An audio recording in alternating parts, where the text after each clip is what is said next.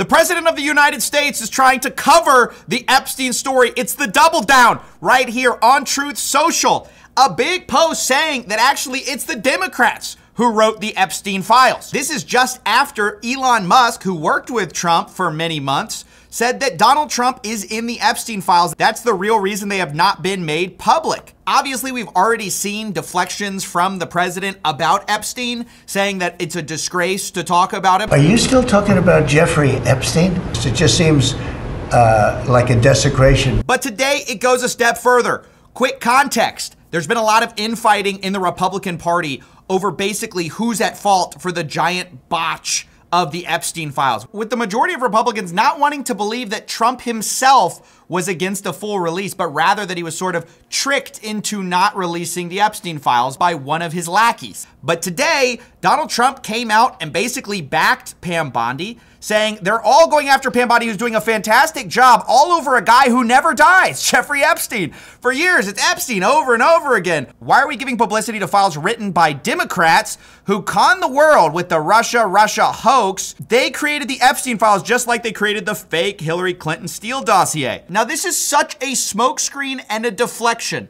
This is not a left versus right issue. Epstein never has been. It's the people versus the predators, not left versus right. The people versus the pedophiles, the people versus the people on planes. There ain't no left versus right here. In fact, some of the people who want this the most are people on the right, even on Truth Social. Obviously a hugely Trump-favored place. Everybody is saying, no, this is unacceptable. You have to release the files. Later in the post, Trump also says that these are radical left-inspired documents and to not waste time and energy on Jeffrey Epstein, somebody that nobody cares about. But actually, we all do care about it. You know who doesn't actually want this out? The elites. That's why they've never done it. That's why it was a compelling pitch when Donald Trump hinted to his base that maybe he was going to release the files. People largely didn't trust the job that Biden had done. That's why it was a compelling story. So the idea now that it was Biden and Obama who invented the Epstein files is absolutely preposterous. They don't want that out either. And maybe that's because, as a producer of 60 Minutes alleged, Ghislaine Maxwell implied that there were tapes on Trump and also tapes on Clinton.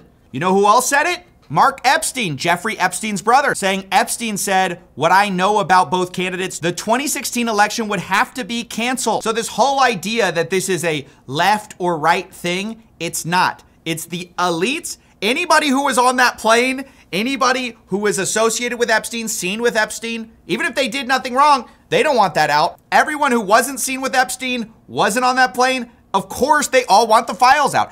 And what's interesting is obviously the Trump administration has sort of played footsie with this idea for a long time, playing to their base. They know this is a big issue. They had the influencers stand out there with a bunch of released material, but we also showed clips of Donald Trump implying that maybe Bill Clinton and Prince Andrew were doing bad things on the island. Bill Clinton. Got a lot of problems coming up, in my opinion, with the famous island.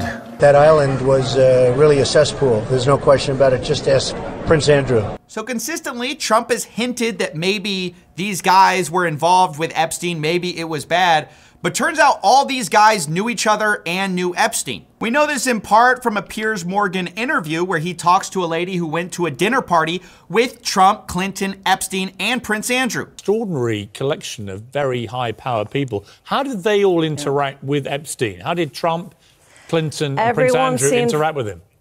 Everyone was very, very pally with him, you know.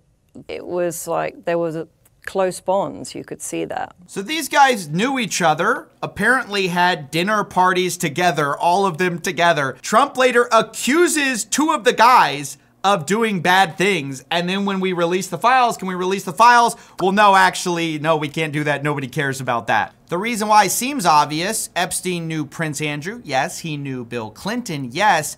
But he also knew Donald Trump. And recently tapes were released of Epstein talking and calling Donald Trump his closest friend. So how do you know this? Donald's closest friend.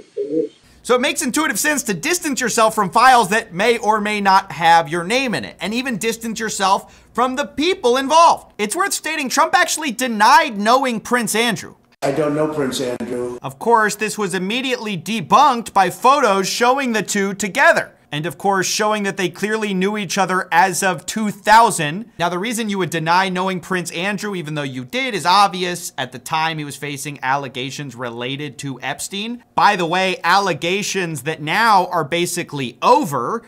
Prince Andrew is very happy about us dropping the Epstein probe. A source for The Sun said he's only been abroad once since the scandal erupted. Prince Andrew has always been very nervous about going abroad and always looking over his shoulder, as he should be in my opinion. But now he's very happy because the guy who never met him but was photographed with him in 2000 just ended the investigation. Now, I have to say, Trump's been pretty consistent on the fact he has no interest in releasing the Epstein files in full. He said this multiple times. The reason most people have sort of a false memory of this, the reason it's sort of a Mandela effect that he campaigned on the idea of releasing the Epstein files, is because Fox News released a deceptively edited clip where they cut out the part where he said, yeah, I'll probably release the Epstein files.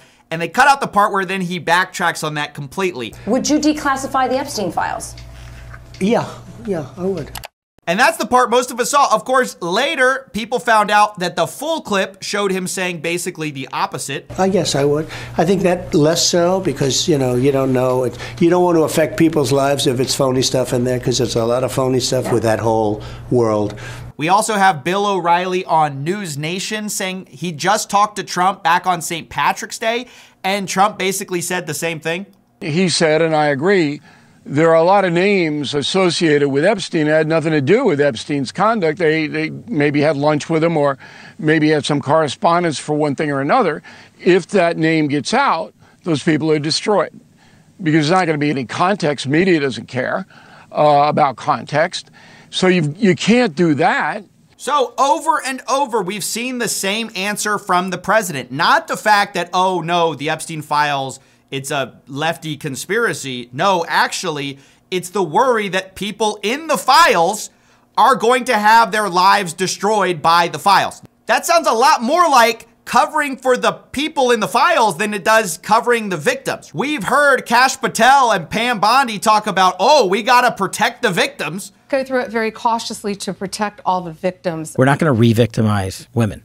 We're not gonna put that back out there. But when we actually hear the president talk about it, and the real reason, right, because he's ultimately the decision maker on whether this gets released, what the real reason is cited is not about victims. It is about the people, the names in the thing. So I find it disgusting. They're using the victims of Epstein as a shield for the people who are actually in these files. Now, of course, who specifically is he worried about? Well, maybe it's his friends, maybe it's people he has dinner parties with, and of course, maybe it's him, Donald Trump, that he's worried about. The journalist Michael Wolff actually quotes Steve Bannon as saying Jeffrey Epstein was really feared in 2016 for what he knew. I was there, and it was that moment, and Bannon said to Epstein, and he said this in a good humor.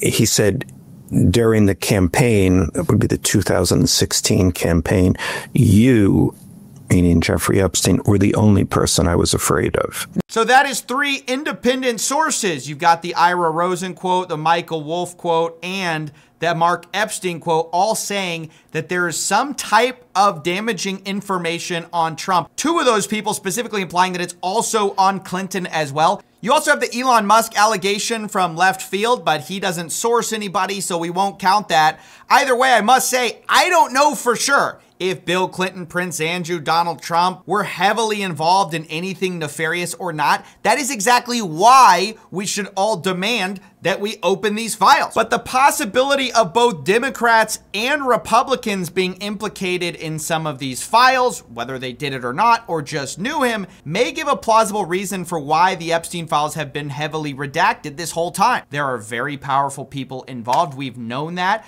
The reason we've been given, of course, is that, we've got to protect the victims.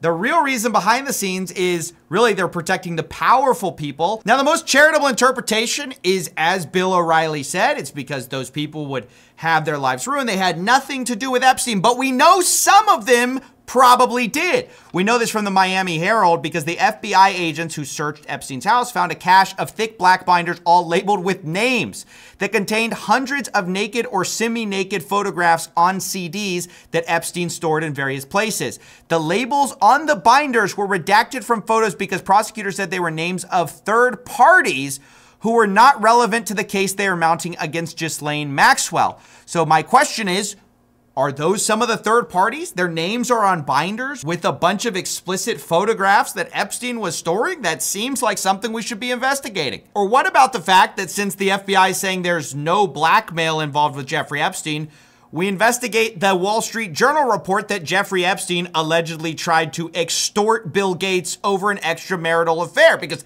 I thought there was no blackmail involved. And my real plea to people is to not allow comments like this, these statements about partisan politics, to trick you into thinking this is some type of left versus right issue. That is the Trump play right now. I don't think it's gonna work. I think it's a disaster. I think it's very stupid. I think people on the right are just as interested as people on the left. I think this is a universal issue, as it should be. If there are predators in the highest offices in the land, be they Democrat or Republican, we want to know about it.